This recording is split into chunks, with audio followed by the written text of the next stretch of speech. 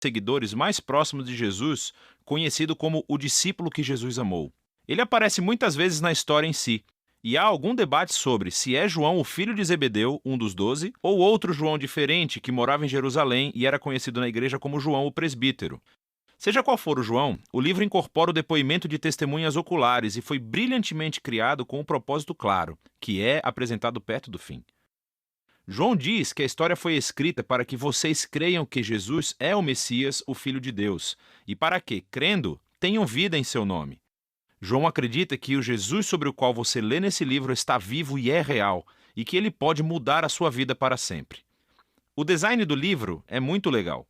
A primeira metade começa com um poema e um conto, que é seguido por um grande bloco de histórias sobre Jesus realizando sinais milagrosos que causam um aumento gradual de controvérsia. E tudo isso culmina no seu maior sinal, a ressurreição de Lázaro, que cria a maior controvérsia, quando os líderes de Israel decidem matar Jesus. E isso inicia a segunda parte do livro. Esses capítulos se concentram na última noite e nas últimas palavras de Jesus a seus discípulos, que são seguidas por sua prisão, julgamento, morte e ressurreição. O livro conclui com um epílogo. Neste vídeo, vamos nos concentrar na primeira metade. Então, o livro começa com uma introdução de duas partes. Primeiro, um poema que começa, no princípio, a palavra já existia. Uma referência óbvia a Gênesis 1, quando Deus criou tudo com a sua palavra. Agora, as palavras de uma pessoa são diferentes dessa pessoa, mas também são a personificação da mente e da vontade dela. Assim, João diz que a palavra de Deus estava com Deus, o que é distinto. E ainda assim, a palavra era Deus, e isso é divino.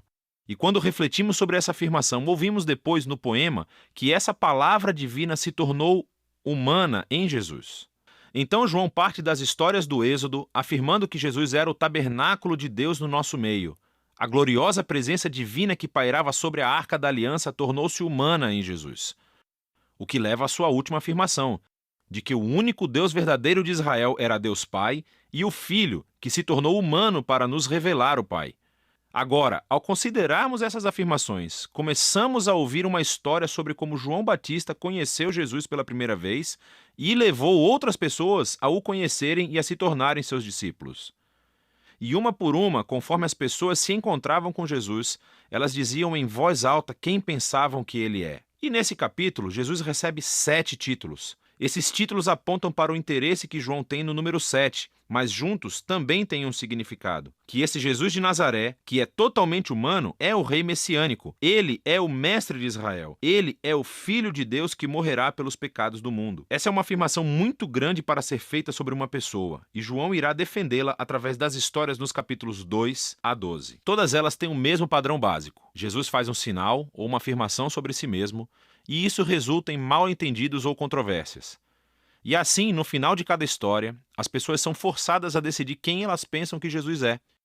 A primeira sessão mostra Jesus encontrando 4 instituições judaicas clássicas.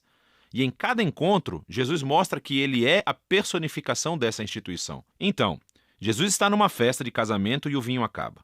E Jesus transforma esses enormes jarros de água, algo como 455 litros no total, no melhor vinho de sempre. E o garçom diz ao noivo: "Você deixou o melhor vinho para o final", o que de fato é verdade. Mas João considera esse milagre o primeiro sinal de Jesus. Em outras palavras, é um símbolo que revela algo sobre Jesus. Assim como Isaías disse que o reino messiânico seria como uma grande festa, com um ótimo vinho, este primeiro sinal milagroso revela a generosidade do reino de Jesus. Em seguida, Jesus vai ao Templo de Jerusalém, o lugar onde o céu e a terra deveriam se unir e Deus se encontraria com seu povo. Jesus afirma sua autoridade sobre o templo, acabando com os vendedores e interrompendo as ofertas de sacrifício. E quando os líderes do templo o ameaçam, ele diz: "Destruam esse templo, e eu o erguerei novamente em 3 dias. Jesus afirma que sua morte sacrificial será o lugar onde o céu e a terra realmente se encontrarão. O seu corpo que será morto é a personificação do templo. Jesus, então, conversa a noite inteira com um rabino chamado Nicodemos, que pensa que Jesus é como ele, outro rabino e mestre de Israel. Mas Jesus diz que Israel precisa de muito mais do que apenas outro mestre com novas informações. Israel precisa de um novo coração e de uma nova vida. Ou, em suas palavras, ninguém pode experimentar o reino de Deus sem nascer de novo. Jesus acredita que os seres humanos estão presos a uma teia de egoísmo e pecado que levam à morte, mas também sabe que Deus ama este mundo e é por isso que ele está aqui, para oferecer às pessoas um novo nascimento, uma nova chance de vida. A partir daqui, Jesus viaja para o norte e ele acaba em um poço sagrado conversando com uma samaritana, isto é, uma mulher não judia. E eles começam a falar sobre a água que Jesus transforma em uma metáfora para si mesmo. Ele diz que ele está aqui para trazer água que pode se tornar em uma fonte de vida eterna. Agora, em João, esse termo se refere a uma nova qualidade de vida, que é infundida com o amor eterno de Deus. E é uma vida que pode começar agora e perdurar no futuro. Depois disso, João criou outra coleção de histórias que ocorreram durante 4 dias de banquetes sagrados judaicos. E, novamente, Jesus usa as imagens relacionadas ao banquete para fazer afirmações sobre si mesmo. Primeiro, Jesus cura um paralítico no sábado, o que gera uma controvérsia com os líderes judeus sobre trabalhar no dia de descanso. E Jesus diz que é o seu pai quem está trabalhando no sábado, por isso ele também está. E eles entendem o seu significado, pois ele estava chamando Deus de seu pai, igualando-se a Deus, e assim eles decidem que querem matá-lo.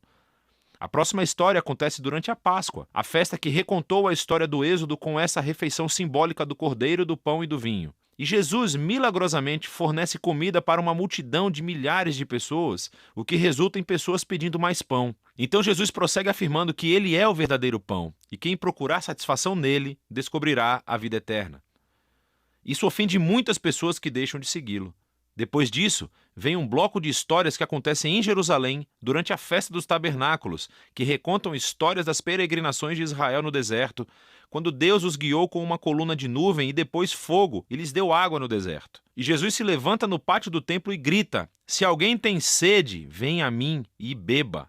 E mais tarde ele diz: "Eu sou a luz do mundo." Ele está afirmando ser a presença iluminadora de Deus e o presente de salvação de Deus para o seu povo. Algumas pessoas acreditam e o seguem, mas outras se ofendem, e outras ainda tentam matá-lo por essas afirmações exaltadas. A história final da festa é durante o Hanukkah, a festa da dedicação. É sobre como Judas Macabeu limpou o templo dos ídolos e o tornou sagrado mais uma vez. E Jesus entra na área do templo e diz que ele é aquele quem Deus tornou santo, e que ele é o verdadeiro templo onde a presença de Deus habita. E ele também diz: "Eu e o Pai somos um." Isso deixa os líderes de Jerusalém furiosos. Eles criam um plano para matar Jesus e então ele se retira da cidade. Enfim, todos esses conflitos culminam em um último sinal milagroso. Jesus descobre que seu querido amigo Lázaro está doente, mas a sua família mora perto de Jerusalém, que agora é uma armadilha mortal para Jesus. Jesus poderia ficar longe e salvar a sua própria vida, mas ele ama Lázaro. Então, quando ele ouve que Lázaro morreu, ele segue viagem para levantá-lo dos mortos. E ele o chama para a vida fora do túmulo, sabendo que isso lhe custará a sua própria vida. E a notícia desse sinal incrível se espalha rapidamente, é claro. Assim como Jesus sabia que aconteceria, os líderes de Jerusalém descobrem o que aconteceu e começam a conspirar para matá-lo. Então ele vai para Jerusalém como o rei de Israel que foi rejeitado pelos seus líderes. A primeira metade de João chega ao fim com a história sobre como Jesus sacrificou sua vida com um ato de amor pelo seu amigo. E isso, claro, também é um sinal que resultará na crucificação que será explorada com mais detalhes no próximo vídeo. Mas por enquanto, essa é a primeira metade do Evangelho de João.